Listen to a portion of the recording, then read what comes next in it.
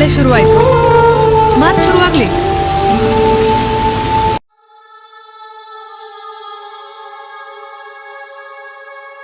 ನಮಸ್ಕಾರ ಕರ್ನಾಟಕ, ನಾನು ನಿಮ್ಮ ವಿಜಯ್. ಹೆಂಗಿದ್ರೆ ಎಲ್ಲರೂ ಸಕ್ಕತ್ತಾಗಿದ್ದೀರ ಅನ್ಕೊತಾ ಇದ್ದೀನಿ, ಸೂಪರ್ ಆಗಿದ್ದೀರ ಅನ್ಕೊತಾ ಇದ್ದೀನಿ. ಮತ್ತೊಂದು ಹೊಸ ಲಾಗ್ಗೆ ಸ್ವಾಗತ, ಸುಸ್ವಾಗತ. ಇವತ್ತಿನ ಒಂದು ಅದ್ಧೂರಿಯಾದಂಥ RCB ಪಂದ್ಯದಲ್ಲಿ ಸೋತು ಸುಣ್ಣವಾಗಿದ್ದೀವಿ ಅಂತ ಹೇಳೋದಕ್ಕೆ ಇಷ್ಟಪಡ್ತೀನಿ. ನಿಜವಾಗ್ಲೂ ಗುರು ಏನು ಬೇಜಾರಾಗ್ತಿದೆ ಅಂದರೆ, ಹೋಮ್ ಗ್ರೌಂಡಲ್ಲಿ 3ನೇ ಒಂದು ಮ್ಯಾಚು ಸೋತಿದ್ದೀವಿ ಅಂದ್ಕೊಳ್ಳಿ. ಆಡಿರ್ತಕ್ಕಂಥ 7 ಮ್ಯಾಚ್ಗಳಲ್ಲಿ 4ನೇ ಗೆದ್ದು 3 ಸೋತಿದ್ದೀವಿ. ಸೋತಿರ್ತಕ್ಕಂಥ 3 ಮ್ಯಾಚ್ಗಳು ಬಂದು ಹೋಮ್ ಗ್ರೌಂಡಲ್ಲಿ ಅಂದ್ಕೊಳ್ಳಿ. ಅದು ಏನಾಗ್ಬಿಟ್ಟಿದೆ ನಮ್ಮ ಟೀಮ್ಗೆ ಅಂತಲೇ ಅರ್ಥ ಆಗ್ತಿಲ್ಲ. ಬೇರೆ ಕಡೆಗೆಲ್ಲ ಹೋಗ್ಬಿಟ್ಟು ಅಟ್ಟಾಡ್ಸ್ಕೊಂಡು ಹೊಡೆದು ಬರ್ತಾರೆ. ಇಲ್ಲಿ ನೋಡಿದರೆ ಇವ್ರು ಬೇರೆ ಯಾರ ಕಡೆಯಿಂದನೂ ಹೊಡೆಸ್ಕೊತಾರೆ. ಎಲ್ಲಾದರೂ ಹೋಗ್ಬಿಟ್ಟು ಎಲ್ರಿಗೂ ಒಂದೊಂದು ತಾಯ್ತ ಕಟ್ಸ್ಕೊಂಬರುವ ಹೋಮ್ ಗ್ರೌಂಡಲ್ಲಿ ಆಡಬೇಕಾದ್ರೆ ಅಂತ ಆ ಥರದ ಒಂದು ಥಾಟ್ಸ್ ಕೂಡ ಮೈಂಡಲ್ಲಿ ಬರ್ತಾಯಿದೆ ಅಂದ್ಕೊಳ್ಳಿ. ನಿಜಕ್ಕೂ ಸಿಕ್ಕಾಪಟ್ಟೆ ಬೇಜಾರಾಗ್ಬಿಟ್ಟಿದ್ದಾರೆ ಫ್ಯಾನ್ಸ್ಗಳು. ಇವತ್ತು ಕೂಡ ಎಷ್ಟೋ ಹೋಪ್ಸ್ ಇಟ್ಕೊಂಡು ಸಾವಿರಾರು ಗಟ್ಟಲೆ ದುಡ್ಡನ್ನು ಹಾಕ್ಬಿಟ್ಟು ಟಿಕೆಟ್ನ ತೊಗೊಂಡು ಮ್ಯಾಚ್ ನೋಡೋಕ್ಕೆ ಬರ್ತಾರೆ. ಬಟ್ ಈ ಥರ ಹೀನಾಯವಾಗಿ ಸೋತ್ಬಿಟ್ಟು ಎಲ್ಲ ಫ್ಯಾನ್ಗಳಿಗೂ ಒಂದು ನಿರಾಸೆನ ಮೂಡಿಸ್ತಾ ಇದ್ದಾರೆ. ಏನೋ 1 ಸೋತರು, 2 ಸೋತರು, 3ನೇದನ್ನು ಕೂಡ ಸೋತರು ಅಂದ್ಕೊಳ್ಳಿ. ಎಷ್ಟೆಲ್ಲ ಬೇಜಾರಾಗಿರುತ್ತೆ ಪಾಪ. ನನಗೆ ಮನೇಲಿ ಕೂತ್ಕೊಂಡು ನೋಡಿದವನಿಗೆ ಎಷ್ಟು ಬೇಜಾರಾಗಿದೆ. ಇನ್ನು ಅಷ್ಟೊಂದೆಲ್ಲ ದುಡ್ಡನ್ನ ಇನ್ವೆಸ್ಟ್ ಮಾಡಿಬಿಟ್ಟು ಹೋಗಿ ಆ ಒಂದು ಸ್ಟೇಡಿಯಮಲ್ಲಿ ನೋಡಿದವರಿಗೆಲ್ಲ ಯಾವ ಥರ ಆಗಿರ್ಬೋದು ಬಿಡಿ. ಏನು ಮಾಡೋಕ್ಕಾಗಲ್ಲ, ಹಣೆ ಬರದಲ್ಲಿ ಏನು ಬರೆದಿರುತ್ತೆ ಅದು ಆಗಲೇಬೇಕಾಗಿರುತ್ತೆ. ಏನೇ ಇದ್ದರೂ ಸೋಲ್ಲಿ ಗೆಲ್ಲಿ RCBನೇ. ಫ್ಯಾನ್ಗಳೇ. ಯಾವುದೇ ಕಾರಣಕ್ಕೂ ಸೋತಿದ್ದಾರೆ ಅಂದ ತಕ್ಷಣ ಬಿಟ್ಕೊಡ್ತಕ್ಕಂಥ ಒಂದು ಫ್ಯಾನ್ ಬೇಸ್ RCBದಲ್ಲ. ಮುಂಬರುವ ದಿನಗಳಲ್ಲಿ ಇರತಕ್ಕಂಥ ಮ್ಯಾಚ್ಗಳನ್ನಾದರೂ ಗೆದ್ದು ಬರಲಿ ಅಂತ ಹಾರೈಸೋಣ. ಒಟ್ಟಾರೆಯಾಗಿ ಇವತ್ತಿನ ಒಂದು ಪಂದ್ಯ ನೋಡೋದಾದರೆ ಎಲ್ಲನೂ ಬ್ಯಾಡ್ ಲಕ್ಕೆ ಇತ್ತು ನಮಗೆ RCB ಕಡೆಗೆ. ಏನಕ್ಕಪ್ಪ ಅನ್ನೋದಾದರೆ, ಮೊದಲನೇದಾಗಿ ಮಳೆ ಬಂತು. ಮಳೆ ಬಂದಿರೋದ್ರಿಂದ ಟಾಸ್ ಡಿಲೇ ಆಯಿತು, ಮ್ಯಾಚ್ ಕೂಡ ಡಿಲೇ ಆಯಿತು. 20 ಓವರ್ನ ಪಂದ್ಯ ಬಂದು ಮಳೆಯ ಕಾರಣ 14 ಓವರ್ಗೆ ರೆಡ್ಯೂಸ್ ಆಯಿತು. ಅದಾದ ನಂತರ ಟಾಸ್ ಸೋತ್ಬಿಟ್ಟು ಮೊದಲು ಬ್ಯಾಟಿಂಗ್ನ ತೊಗೊಂಡ್ವಿ. ಅಪ್ಪಿತಪ್ಪಿ ಸೆಕೆಂಡ್ ಬ್ಯಾಟಿಂಗ್ ಯಾರು ಸಿಕ್ಕಿದ್ರೆ ಭರ್ಜರಿಯಾಗಿ ಹೊಡೆದ್ಬಿಟ್ಟು ಗೆಲ್ತಿದ್ವಿ, ಅದರಲ್ಲಿ ಡೌಟೇ ಇಲ್ಲ. ಟಾಸ್ನ ಸೋತಂತ ನಾವು ಬ್ಯಾಟಿಂಗ್ನ ಸ್ಟಾರ್ಟ್ ಮಾಡ್ತೀವಿ. ಬ್ಯಾಟಿಂಗ್ ಸ್ಟಾರ್ಟ್ ಮಾಡಿದ ತಕ್ಷಣ ಎಲ್ರಿಗೂ ಗೊತ್ತಿರೋಂಗೆ ಏನು ವಿಕೆಟ್ ಗುರು ಇದೆಲ್ಲ. ನಿಜವಾಗ್ಲೂ ಏನು ಹೆಂಗೆ ಒಪ್ಪಿಸ್ತೀರ, ವಿಕೆಟ್ ಬರ್ತಾರೆ ಕೊಡ್ತಾರೆ ಹೋಯ್ತಾರೆ, ಬರ್ತಾರೆ ಕೊಡ್ತಾರೆ ಹೋಯ್ತಾರೆ. ಎಲ್ಲರೂ ಫೇಲ್ ಆದರು. ಈ ಕಡೆಗೆ ಫಿಲ್ ಸಾಲ್ಟ್ ಆಡಲಿಲ್ಲ, ಕೊಹ್ಲಿ ಆಡಲಿಲ್ಲ. ಆಮೇಲೆ ಪಾಪ ನಮ್ಮ ಕ್ಯಾಪ್ಟನ್ನು ಹಂಗೋ ಹಿಂಗೋ ಗುದ್ದಾಡ್ಕೊಂಡು ಏನಾದರೂ ಮಾಡೋಣ ಅಂತ ಅವ್ರು ಪ್ಲ್ಯಾನ್ ಮಾಡ್ಕೊಂಡು ಆಡಿದ್ರು, ಅವ್ರು ಫೇಲ್ ಆದರು. ಅದಾದ ನಂತರ ಲಿವಿಂಗ್ಸ್ಟನ್ ಫೇಲ್ ಆದರು. ಎಲ್ಲರೂ ಹಳ್ಳ ಹಿಡ್ಕೊಂಡು ಹೋಗ್ಬಿಟ್ರು. ಮಕಾಡದಲ್ಲಿ ಅಡ್ಡಾಡುವಾಗ ಮಲಗಿದ್ರು ಅಂತಾರೆ ಗೊತ್ತಾ, ಆ ಥರದ ಒಂದು ಸಿಚುವೇಶನ್ ತಂದಿಟ್ಟರು. ಬಟ್ ಒಂದು ನಿಜವಾಗ್ಲೂ ಪಂಜಾಬ್ ಟೀಮ್ಗೆ ಅಪ್ರಿಷಿಯೇಟ್ ಮಾಡಲೇಬೇಕು. ಅವರ ಒಂದು ಬಾಲಿಂಗ್ ಅಟ್ಯಾಕ್ನ ಏನು ಸಖತ್ತಾಗಿ ಎಕ್ಸ್ಟ್ರಾರ್ಡ್ನರಿಯಾಗಿ ಆಡಿಸಿದ್ರು ಅನ್ನೋದಾದರೆ ಅದ್ಭುತವಾದಂಥ ಒಂದು ಬಾಲಿಂಗ್ ಅಂತಲೇ ಹೇಳ್ಬೋದು. ಹರ್ಷ್ದೀಪ್ ಆಗಿರ್ಬೋದು, ಮತ್ತು ಚಹಲ್ ಆಗಿರ್ಬೋದು, ಮಿಕ್ಕಿದ ಎಲ್ಲ ಬಾಲರ್ಸು ಕೂಡ ಒಂದು ಅಮೇಝಿಂಗ್ ಆಗಿರ್ತಕ್ಕಂಥ ಪರ್ಫಾರ್ಮೆನ್ಸ್ನ ಕೊಟ್ಟರು. ಅದರಿಂದನೇ ಅವರು ಒಂದು ಲೋ ಸ್ಕೋರಲ್ಲಿ ಕಟ್ಟಿ ಹಾಕೋಕ್ಕೆ ಸಾಧ್ಯ ಆಯಿತು ನಮ್ಮ RCBನ. ಬ್ಯಾಕ್ ಟು ಬ್ಯಾಕ್ ವಿಕೆಟ್ ಬಿದ್ದು ಒಂದು ದಡಕ್ಕೆ ಸೇರಿ ನಿಂತ್ಕೊಂಡಿರ್ತಕ್ಕಂಥ RCB ಧೋನಿನ ಸ್ವಲ್ಪ ಜೀವ ತಂದಿರತಕ್ಕಂಥವ್ರು ಬಂದು ನಮ್ಮ ಆಪದ್ ಬಾಂಧವ ಟಿಮ್ ಡೇವಿಡ್ ಅವರಾಗಿರ್ತಾರೆ.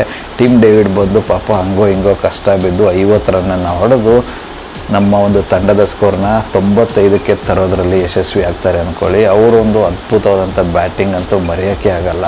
ಅದು ಈ ಥರದ ಒಂದು ಕ್ಲಿಷ್ಟಕರ ಸನ್ನಿವೇಶದಲ್ಲಿ, ಅಂದರೆ ಕ್ರೂಷಿಯಲ್ ಸಿಚುವೇಷನಲ್ಲಿ ಆಡಿಬಿಟ್ಟು ಈ ಥರದ ಒಂದು ಸ್ಕೋರ್ ತರೋದು ಸಾಮಾನ್ಯದ ಮಾತೇ ಅಲ್ಲ. ಅಂಥದ್ರಲ್ಲಿ ಆ ಮನುಷ್ಯ ಎದೆಗುಂದದೆ ಆಡಿ ಎಲ್ಲ ಬಾಲರ್ಗೂ ಅಟ್ಟಾಡಿಸ್ಕೊಂಡು ಹೊಡೆದು 50 ರನ್ಗಳನ್ನು ಹೊಡೆದು RCBನ 95ರ ಗಡಿಗೆ ತಂದು ನಿಲ್ಲಿಸ್ತಾರೆ. ಯಾವಾಗ 95 ರನ್ ಬರುತ್ತೆ ಆವಾಗ ಒಂದು ಹೋಪ್ಸ್ ಬರುತ್ತೆ ಎಲ್ಲ ಫ್ಯಾನ್ಸ್ಗಳಲ್ಲೂ ಕೂಡ. 95 ರನ್ಗಳಿದೆ, ನಾವು ಬ್ಯಾಟಿಂಗಲ್ಲಿ ಮಾಡಿಲ್ಲ ಅಂದರೂ ಬೌಲಿಂಗಲ್ಲಿ ಪರ್ಫಾರ್ಮ್ ಮಾಡಿಬಿಟ್ಟು ನಾವೇನಾದರೂ ಮಾಡ್ಬೋದು. ಯಾಕಂದರೆ ಪಿಚ್ ಕೂಡ ತುಂಬ ಸ್ಲೋ ಇತ್ತು, ಎಲ್ಲರೂ ನೋಡ್ದಂಗೆ ಬಾಲ್ಗಳು ಎಲ್ಲಿ ಬಿದ್ದರೂ ಅಲ್ಲೇ ಬೀಳ್ತಾಯಿತ್ತು. ಸೊ ಅದನ್ನೆಲ್ಲ ಮೈಂಡಲ್ಲಿ ಇಟ್ಕೊಂಡಿರ್ತಕ್ಕಂಥ ಫ್ಯಾನ್ಸ್ಗಳು ಅಟ್ಲೀಸ್ಟ್ ಮುಂದೆನಾದರೂ ಬೌಲಿಂಗಲ್ಲಿ ಚೆನ್ನಾಗಿ ಪರ್ಫಾರ್ಮ್ ಮಾಡಿ ಗೆಲ್ಬೋದು ಅಂದ್ಕೊಂಡು ಒಂದು ಮೈಂಡ್ ಸೆಟ್ಟಲ್ಲಿದ್ದರು. ಅದೆಲ್ಲದರ ಮಧ್ಯೆ ಇವತ್ತು ಪಾಪ ನಮ್ಮ ಕನ್ನಡದ ಹುಡುಗ ಬಂಡಾಜೆಗೆ ಚಾನ್ಸ್ ಸಿಗುತ್ತೆ. ಆದರೆ ಚಾನ್ಸನ್ನು ಪ್ರೂವ್ ಮಾಡ್ಕೊಳಕ್ಕಾಗಲ್ಲ. ಅನ್ಫಾರ್ಚುನೇಟ್ಲಿ ಒಂದು ಟಫ್ ಸಿಚುವೇಷನಲ್ಲಿ ಬರ್ತಾರೆ, ಸಿಕ್ಕಾಬಡೆ ಪ್ರೆಷರ್ ಇರುತ್ತೆ, ಬಂದ್ಬಿಟ್ಟು ಔಟ್ ಆಗ್ಬಿಟ್ಟು ಹೋಗ್ಬಿಡ್ತಾರೆ. ಆ ಮೂಮೆಂಟಲ್ಲಿ ಏನಾದರೂ ಆ ಮನುಷ್ಯ ಆಡ್ಬಿಟ್ಟು ತೋರಿಸಿದ್ರೆ ಮುಂಬರುವ ದಿನಗಳಲ್ಲಿ ಎಲ್ಲ ಮ್ಯಾಚ್ಗಳಲ್ಲೂ ಫಿಕ್ಸ್ ಆಗೋ ಚಾನ್ಸಸ್ ತುಂಬ ಇತ್ತು. ಯಾಕಂದರೆ ಆ ಥರದೊಂದು ಕ್ರಿಟಿಕಲ್ ಸಿಚುವೇಷನ್ ಇತ್ತು ಇವತ್ತು, ಅಲ್ಲಿ ಆಡಬೇಕಿತ್ತು. ಬಟ್ ಏನು ಮಾಡೋಕ್ಕಾಗಲ್ಲ, ಆ ಒಂದು ಪ್ರೆಷರ್ ಸಿಚುವೇಷನಲ್ಲಿ ಪಾಪ ಔಟ್ ಆಗಿಬಿಟ್ಟು ಹೋದರು. ಟಿಮ್ ಡೇವಿಡ್ ಅವರ ಒಂದು ರನ್ ಇದ್ದಿದ್ದಿಲ್ಲ ಅಂದರೆ ಯಾವುದೇ ಕಾರಣಕ್ಕೂ ನಮ್ಮ ಒಂದು ಸ್ಕೋರ್ ಅಲ್ಲಿವರೆಗೂ ಬರ್ತಾ ಇದ್ದಿಲ್ಲ. ನಾನು ಅಂದ್ಕೊಂಡಿದ್ದೆ ಹಳೆಯ ನಮ್ಮ ಒಂದು ರೆಕಾರ್ಡ್ ಏನಿತ್ತು ಅದನ್ನು ನಾವೇ ಬ್ರೇಕ್ ಮಾಡ್ತೀವೇನೋ ಅಂತ ಅನಿಸ್ಬಿಟ್ಟಿತ್ತು ಒಂದು ಹಂತದಲ್ಲಿ. ಆ ಥರದ ಒಂದು ಸಿಚುವೇಶನ್ ಕೂಡ ಆಗ್ಬಿಟ್ಟಿತ್ತು. ಹಂಗೋ ಹಿಂಗೋ ಎಲ್ಗೋ ಒಂದು 90ರ ಗಡಿನ ದಾಟಿದ್ವಿ ಟಿಮ್ ಡೇವಿಡ್ ಅವರ ಸಹಾಯದಿಂದ. ಇಲ್ಲ ಅಂದಿದ್ರೆ ಒಂದು 60-70 ರನ್ನಲ್ಲಿ ಉಳ್ಕೊತಾ ಇದ್ವಿ ಅನಿಸುತ್ತೆ.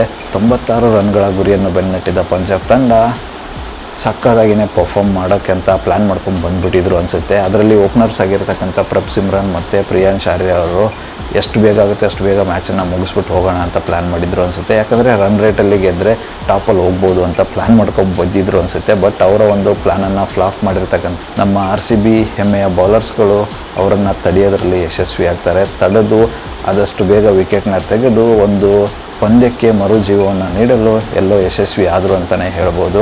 ಒಂದು ಅದ್ಭುತವಾದಂಥ ಬೌಲಿಂಗ್ ಪ್ರದರ್ಶನವನ್ನು ನೀಡಿ ಪಂಜಾಬ್ನ ಕಟ್ಟಿ ಹಾಕೋದ್ರಲ್ಲಿ ಒಂದು ಹಂತದಲ್ಲಿ ಯಶಸ್ವಿ ಆಗ್ತಾರೆ ಅಂತಲೇ ಹೇಳ್ಬೋದು.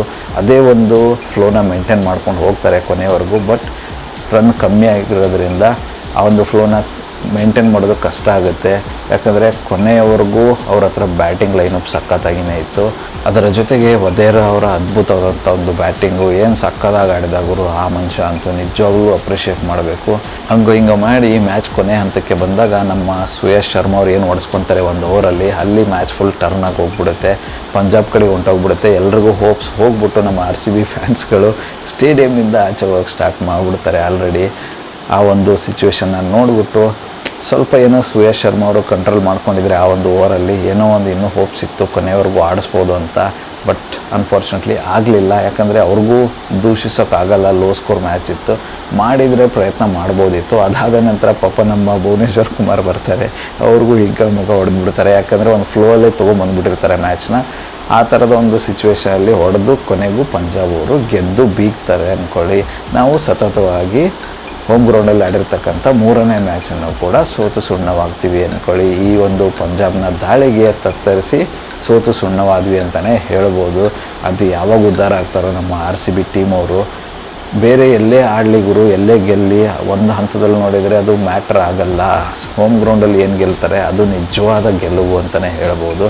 ಪರವಾಗಿಲ್ಲ, ಮುಂಬರುವ ಒಂದು ಮ್ಯಾಚ್ಗಳಲ್ಲಾದರೂ ಗೆದ್ದು ಬೀಗಲಿ ಅಂತ ಆಶಿಸೋಣ. ಒಂದೇ ಒಂದು ಮಾತನ್ನು ಹೇಳೋಕ್ಕೆ ಇಷ್ಟಪಡ್ತೀನಿ. ಏನಪ್ಪ ಅನ್ನೋದಾದರೆ, ಯಾವುದೇ ಕಾರಣಕ್ಕೂ ಚೆನ್ನೈ ಜೊತೆಗೆ ಇರ್ತಕ್ಕಂಥ ಹೋಮ್ ಗ್ರೌಂಡ್ ಮ್ಯಾಚಲ್ಲಿ ಮಾತ್ರ ಸೋಲೋಕ್ಕೆ ಹೋಗಬೇಡಿ. ಇವಾಗಿಂದನೇ ಅದಕ್ಕೆ ಏನೇನು ಪ್ರಿಪ್ರೇಷನ್ ಬೇಕು ಮಾಡ್ಕೊಳ್ಳಿ. ಆ ಒಂದು ಚೆನ್ನೈ ಟೀಮ್ನ ನಮ್ಮ ಹೋಮ್ ಗ್ರೌಂಡಲ್ಲಿ ಸೋಲಿಸೋದಕ್ಕೆ ಯಾವ ಥರದ ಒಂದು ತಯಾರಿ ಬೇಕು ಅದನ್ನು ಕೂಡ ಮಾಡಿಕೊಂಡು ಅದ್ಭುತವಾಗಿ ಅದನ್ನಾದರೂ ಗೆದ್ದು ಬನ್ನಿ ಅಂತ ಹೇಳೋದಕ್ಕೆ ಇಷ್ಟಪಡ್ತೀನಿ. ಸೊ ಇವತ್ತೇನು ನಾವು ಪಂಜಾಬ್ ಜೊತೆಗೆ ಸೋತಿದ್ದೀವಿ, ಆ ಒಂದು ರಿವೆಂಜ್ನ ನಾವು ಚಂಡೀಗಢಲ್ಲಿ ಹೋಗ್ಬಿಟ್ಟು ತೀರಿಸ್ಕೊಳ್ಳುವ. ಯಾಕಂದರೆ ಇದೇ ಒಂದು 20ನೇ ತಾರೀಕು ಚಂಡೀಗಢಲ್ಲಿ ಪಂಜಾಬ್ ಜೊತೆಗೆ ನಮ್ಮದೊಂದು ಮ್ಯಾಚ್ ಇದೆ. ಆ ಒಂದು ಮ್ಯಾಚಲ್ಲಿ ಗೆದ್ದು ಅವರಿಗೆ ಒಂದು ತಿರುಗೇಟನ್ನು ನೀಡುವಂತ ಹೇಳೋಕ್ಕೆ ಇಷ್ಟಪಡ್ತೀನಿ.